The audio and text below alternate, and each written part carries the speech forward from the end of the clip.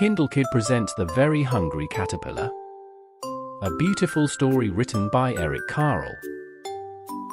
In the light of the moon, a little egg lay on a leaf.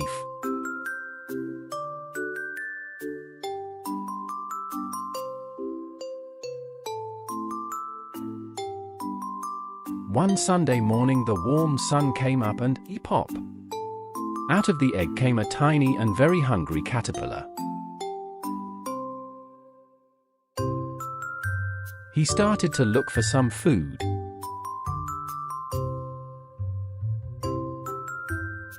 On Monday, he ate through one apple. But he was still hungry. On Tuesday, he ate through 2 pears. But he was still hungry. On Wednesday, he ate through 3 plums. But he was still hungry. On Thursday, he ate through 4 strawberries. But he was still hungry. On Friday, he ate through 5 oranges. But he was still hungry.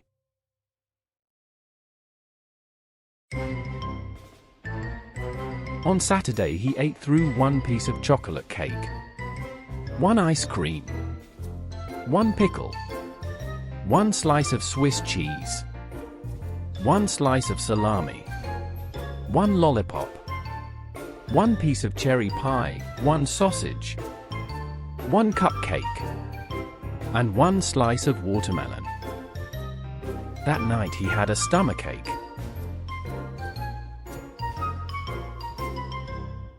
The next day was Sunday again.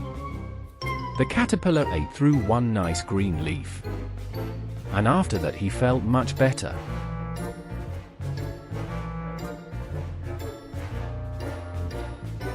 Now he wasn't hungry anymore. And he wasn't a little caterpillar anymore. He was a big, fat caterpillar.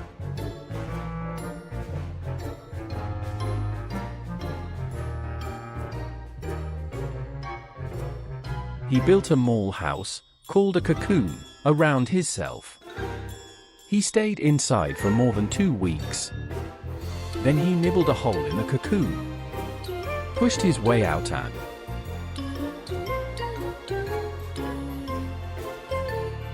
he was a beautiful butterfly.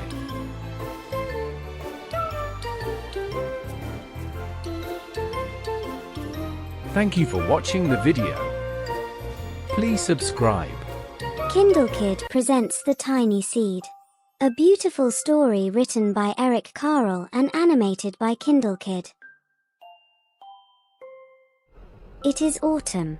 A strong wind is blowing. It blows flower seeds high in the air and carries them far across the land. One of the seeds is tiny, smaller than any of the others. Will it be able to keep up with the others? And where are they all going? One of the seeds flies higher than the others. Up, up it goes. It flies too high and the sun's hot rays burn it up. But the tiny seed sails on with the others. Another seed lands on a tall and icy mountain. The ice never melts, and the seed cannot grow. The rest of the seeds fly on. But the tiny seed does not go as fast as the others.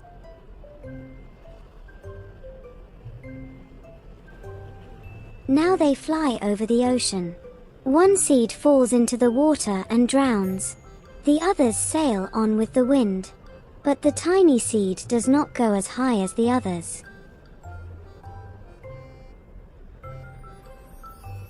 One seed drifts down onto the desert. It is hot and dry, and the seed cannot grow. Now the tiny seed is flying, very low, but the wind pushes it on with the others. Finally the wind stops and the seeds fall gently down. On the ground, a bird comes by and eats one seed. The tiny seed is not eaten. It is so small that the bird does not see it. Now it is winter. After their long trip, the seeds settle down. They look just as if they are going to sleep in the earth. Snow falls and covers them like a soft white blanket. A hungry mouse that also lives in the ground eats a seed for his lunch. But the tiny seed lies very still and the mouse does not see it. Now it is spring. After a few months, the snow has melted. It is really spring. Birds fly by. The sun shines. Rain falls.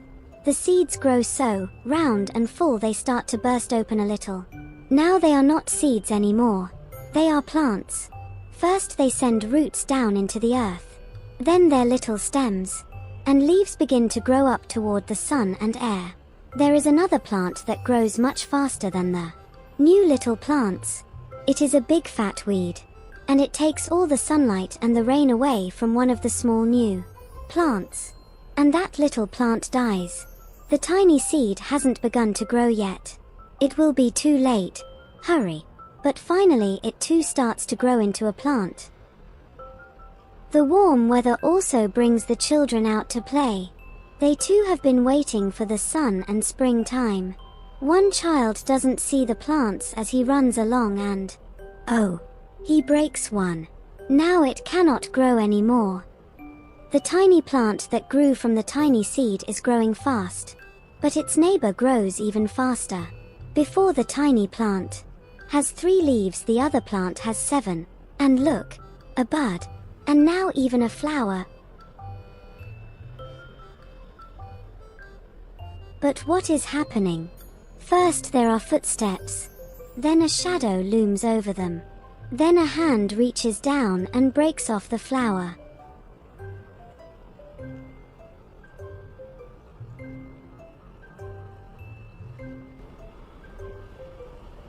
A boy has picked the flower to give to a friend.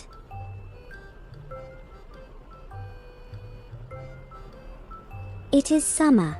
Now the tiny plant from the tiny seed is all alone. It grows on and on. It doesn't stop. The sun shines on it and the rain waters it. It has many leaves. It grows taller and taller. It is taller than the people. It is taller than the trees. It is taller than the houses. And now a flower grows on it. People come from far and near to look at this flower. It is the tallest flower they have ever seen. It is a giant flower. All summer long the birds and bees and butterflies come visiting. They have never seen such a big and beautiful flower.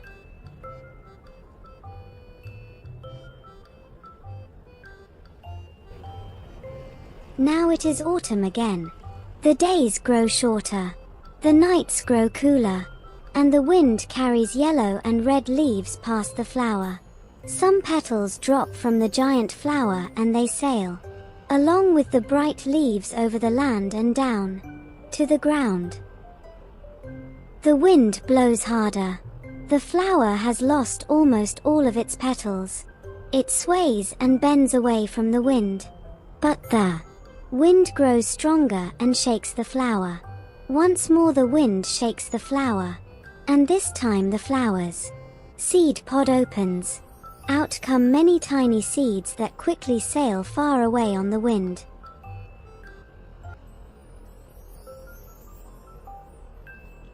Thank you for watching the video. Please subscribe.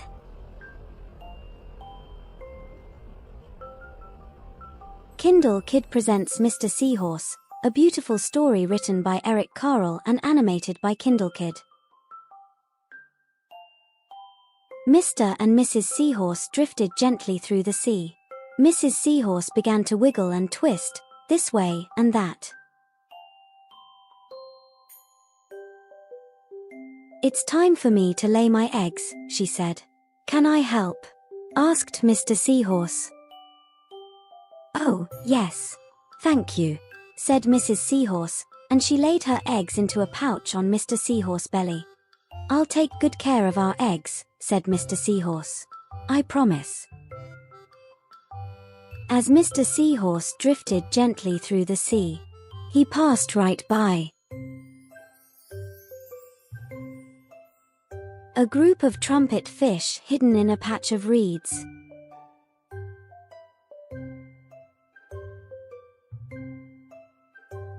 But before long, Mr. Seahorse met another fish.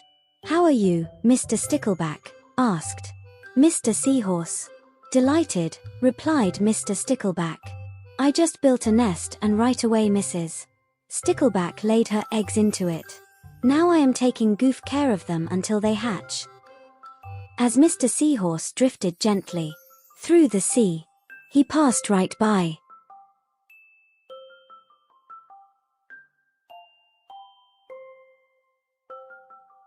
a lionfish hidden behind a coral reef. But before long, Mr. Seahorse met another fish. "How are you, Mr. Tilapia?" asked Mr. Seahorse. Mr. Tilapia couldn't answer. His mouth was full of eggs. I know," said Mr. Seahorse. "Mrs. Tilapia laid her eggs. Now you are taking good care of them until they hatch." Mr. Tilapia nodded his head. "You must be very happy," said Mr. Seahorse and swam on his way. As Mr. Seahorse drifted gently through the sea, he passed right by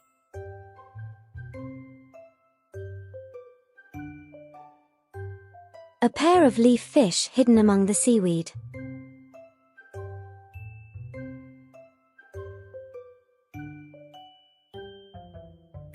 But before long, Mr. Seahorse met another fish. "How are you, Mr. Curtis?" asked Mr. Seahorse. "Perfectly fine," replied Mr. Curtis. "Mrs. Curtis laid her eggs and I have stuck them on my head. Now I am taking good care of them until they hatch." "You are doing a good job," said Mr. Seahorse and swam on his way. As Mr. Seahorse drifted gently through the sea, he passed right by a stonefish hidden behind a rock.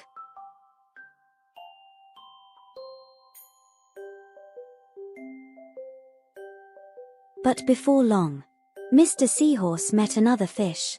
"How are you, Mr. Pipe?" asked Mr. Seahorse. "Couldn't be better," replied Mr. Pipe.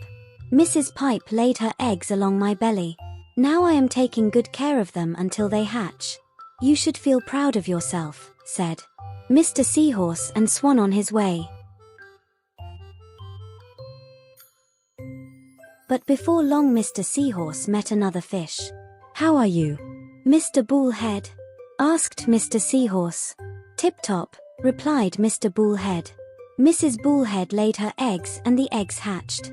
Now I am baby-sitting." "You are doing a fine job," said Mr. Seahorse and swam on his way.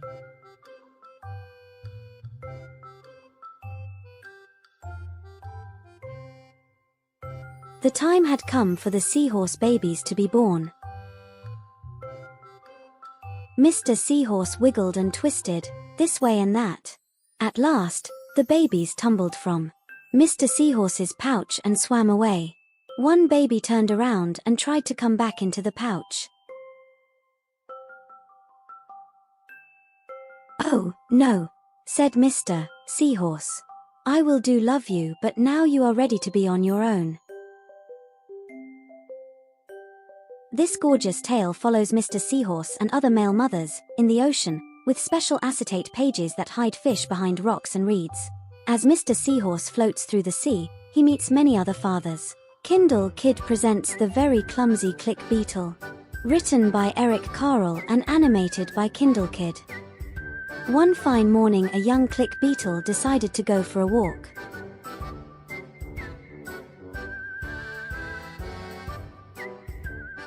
At noon it climbed up and down a flower.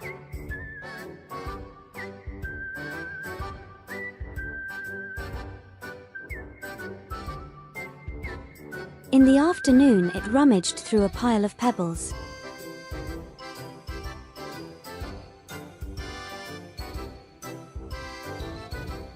In the evening it crawled among the tall blades of grass.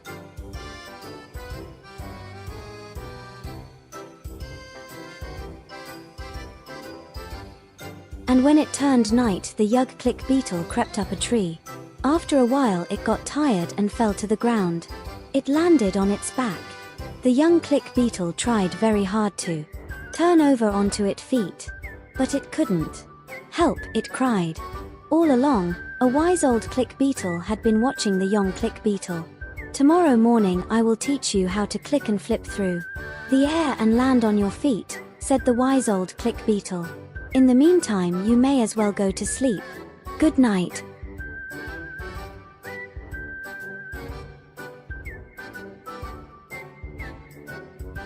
The next morning the wise old click beetle said, "Look at me, this is how it is done." It flipped through the air and landed on its feet. "Now you try it," said the wise old beetle.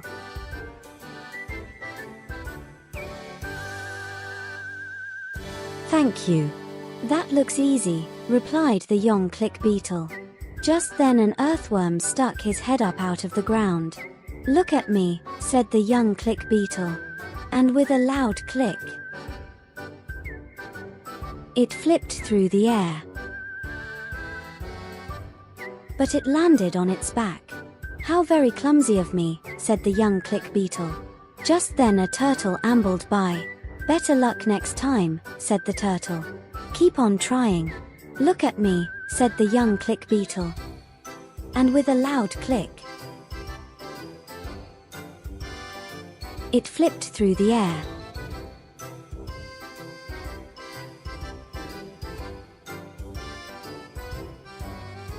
But it landed on its back. "How very clumsy of me," said the young click beetle. Just then a snail slithered by. "Don't worry," said the snail, "you'll get there." "Look at me," said the young click beetle. And with a loud click,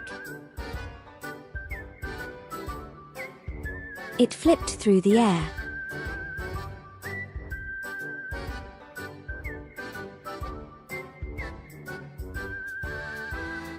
But it landed on its back. "How very clumsy of me," said the young click beetle. Just then a mouse scurried by. "You need a little more practice," said the mouse.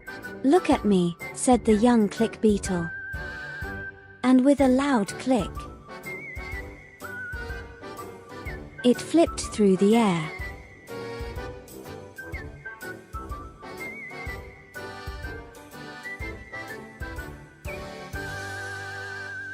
And the young click beetle clicked and flipped through the air.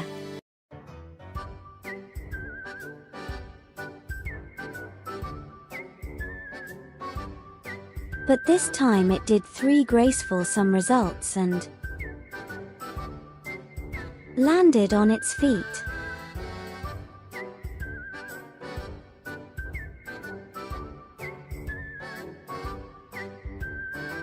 "Look at you," shouted the wise old click beetle. "You have done it." Thank you for watching the video. Please subscribe the channel. Kindle Kid presents The Very Quiet Cricket, a beautiful story written by Eric Carle and animated by Kindle Kid. One warm day, from a tiny egg a little cricket was born. "Welcome," chirped a big cricket, rubbing his wings together. The little cricket wanted to answer, so he rubbed his wings together. But nothing happened. Not a sound.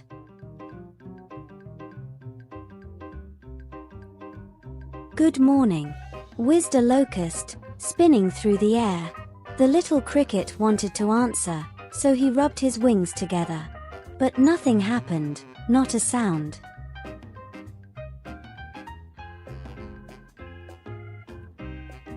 "Hello," whispered a praying mantis, scraping its huge front legs together. The little cricket wanted to answer, so he rubbed his wings together. But nothing happened. Not a sound. "Good day," crunched a worm, munching its way out of an apple. The little cricket wanted to answer, so he rubbed his wings together. But nothing happened. Not a sound. "Hi," bubbled a spittlebug, slurping in a sea of froth. The little cricket wanted to answer, so he rubbed his wings together. But nothing happened. Not a sound. Good afternoon, screeched a cicada, clinging to a branch of a tree. The little cricket wanted to answer, so he rubbed his wings together. But nothing happened. Not a sound. How are you? Hummed a bumblebee, flying from flower to flower. The little cricket wanted to answer, so he rubbed his wings together. But nothing happened. Not a sound. Good evening, whirred a dragonfly, gliding above the water. The little cricket wanted to answer, so he rubbed his wings together. But nothing happened. Not a sound. Good night, buzzed the mosquitoes, dancing among the stars. The little cricket wanted to answer, so he rubbed his wings together. But nothing happened. Not a sound.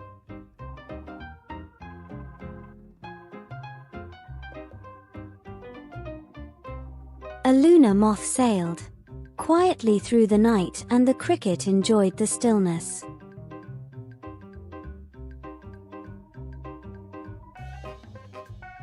As the lunar moth disappeared silently into the distance, the cricket saw another cricket. She, too, was a very quiet cricket. He rubbed his wings together one more time, and this time he chirped the most beautiful sound that she had ever heard.